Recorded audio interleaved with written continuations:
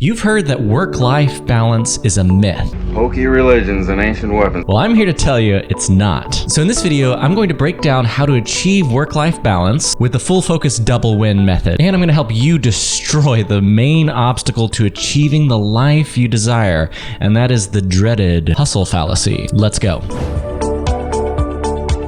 Here's the deal with the concept of the double win. It's really simple, and it's actually kind of countercultural to what a lot of the productivity experts or even certainly hustle culture talks about. And that's this concept of the double win. Michael Hyatt defines the double win as winning at work and succeeding at life. Those kind of sound like buzzwords, but I think it's a really important concept to get right because it's certainly something that I've struggled with for years. Usually we tend to prioritize one over the other. I think the real problem is that work-life balance can be achieved. It's just something that you have to know when to prioritize one over the other. It's feasible to be professionally successful and to make an impact with your work, but it's also possible at the same time to have a family that likes spending time with you. Break. I should probably say this now. I'm realizing the more of these videos I make, the more important it is to actually be able to define what your values and priorities are. Otherwise, the whole rest of it's kind of meaningless. So I wrote my first chapter of my free guide. It's called Find Your Focus. I know, clever. Free to anybody who subscribes to my Substack.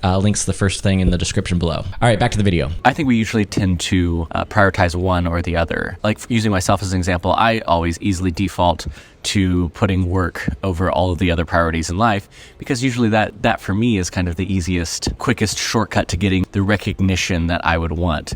But at the same time, when I pursue professional success at the cost of my personal values and personal priorities, that's when over time it just eats away at you. And that's been my experience. So the double win is about the fact that you can succeed at work and life, but you can't max out 100% effort in both categories. You have to be able to prioritize the right one at the right time. Know when is the right time to push at work and when is it time to take the foot off the gas pedal and focus on your family or focus on mental and spiritual and personal health.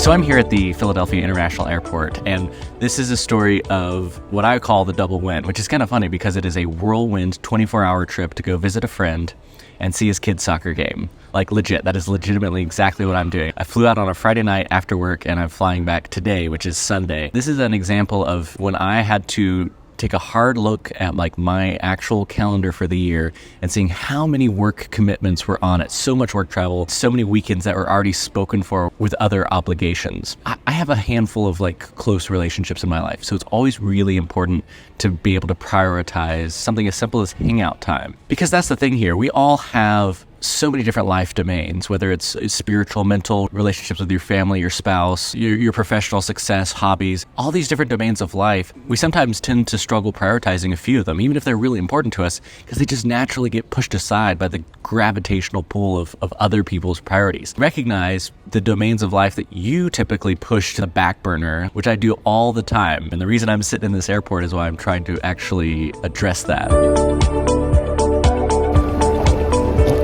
So let's talk about it. Let's talk about the hustle fallacy. This is the fallacy that the more you work, the more successful you're going to be. And it's just wrong. I'm pretty passionate about this because the hustle fallacy is, if you're the guy who's embraced the hustle fallacy before, you think that just by staying late, working long hours, by essentially just killing yourself at work, you're going to get more done, you're going to be more successful. And if you're like me, all this other stuff in life, it's going to work itself out. We'll figure it out, right? And that's just a lie. The hustle fallacy is a lie. There's actually data that specifically shows that the more that you work, there's just diminishing returns, especially if you do any kind of creative or problem-solving work at all. Once you start getting past 8 and 10 and 12 hours, you're just not going to be as effective.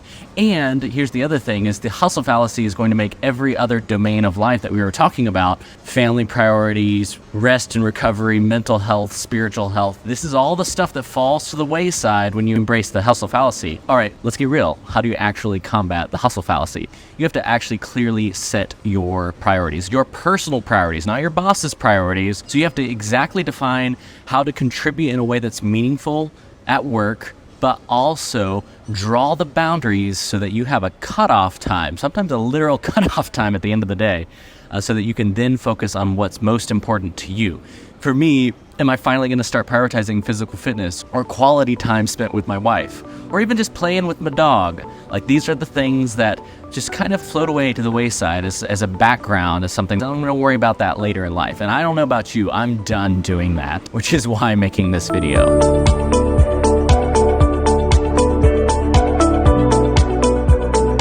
So like any YouTube productivity advice, you can watch a million videos. Unless you actually put the stuff into practice, it's not gonna make any difference. And that's literally this trip that I just finished. It's literally freaking booking the flight. If there are relationships that are a priority to you, if there are things that matter to you, you have to put it on the calendar and actually make it happen. It's not gonna be automatic. It's not gonna just fall into place. You have to make it happen. I've been wanting to do this trip to Philadelphia for years. I've literally been wanting to visit one of my best friends in Philadelphia for years, to see the new house, to see the city, to see his kid's soccer game. These are all things that I knew that I've wanted to do, and I just never did until recently. And it happened when I put it on a calendar and I actually booked the flight and I held myself accountable. And perfect example, I told my boss that I was prioritizing this trip so that I could fit my work life around other priorities and not just the other way around. So I'm willing to bet right now there's a specific thing that you're thinking about, that you've been wanting to do, that you've been meaning to do, that's a priority to you that you just haven't. And it's time. It's time to literally pick up the phone, make the plans, and put it on the calendar. And here's the thing, you'll be surprised how helpful people in your life are going to be when you communicate this priority. Like when I communicated them to my wife, when I communicated this priority to my boss, they were like really supportive. Like it was actually a thing. They're like, yeah, that's cool. That's a thing you should do. But you have to actually prioritize it and you have to actually communicate about it to make it a thing. Here's the other thing. This isn't about trying to just do everything all the time. This is about constraints. It's actually saying no to some things so that you can say yes to other things. You know, Jocko Willink famously said that discipline equals freedom, that like constraints actually free you. I think that applies here. Like discipline equals freedom when it comes to your time and your commitments as well. Hey, what's up guys? Yeah, no, I'm just wrapping up though.